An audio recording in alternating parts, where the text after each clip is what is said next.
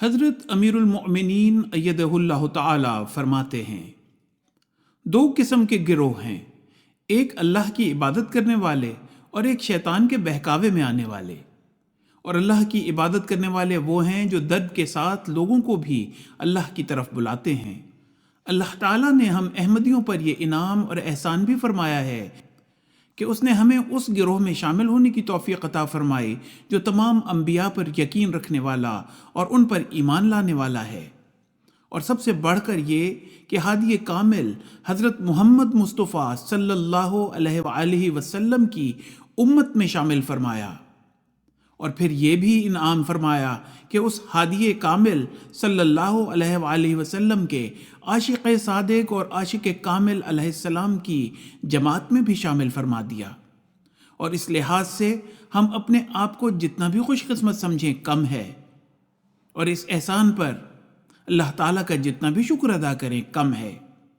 لیکن واضح ہو کہ اللہ تعالیٰ کا یہ احسان ہم پر ایک ذمہ داری بھی ڈالتا ہے کہ جس قیمتی خزانے کو تم نے حاصل کیا ہے، جس لال بے بہا کو تم نے پا لیا ہے، اس کو اپنے تک ہی محدود نہیں رکھنا، بلکہ اس خزانے کو اور ان خزائن کو جو ہزاروں سال سے مدفون تھے، ان خزانوں کو جن کو حاصل کرنے کے بعد انسان خدا تعالیٰ تک پہنچ سکتا ہے، دوسروں تک بھی پہنچائیں، انہیں بھی شیطان کے چنگل سے آزاد کروائیں اور اللہ تعالیٰ کی عبادت گزار بندے بنائیں، اور اس حدیث پر عمل کرنے والے ہوں کہ جو تم اپنے لیے پسند کرتے ہو وہ دوسروں کے لیے بھی پسند کرو، ان کو بھی اس میں سے حصہ دو۔ اس خزانے کو، اس گوہر نایاب کو دبا کر ہی نہ بیٹھ جاؤ، بلکہ اس کو دنیا کے ہر شخص تک پہنچاؤ، مسلمانوں کو بھی پہنچاؤ کہ وہ بھولے بیٹھے ہیں اور اس انتظار میں ہیں کہ کب کوئی مہدی اور مسیح آتا ہے اور ان کی رہنمائی کرتا ہے، اور اسی انتظار میں وہ دجال کے دجل کے نیچے دبتے چلے جا رہے ہیں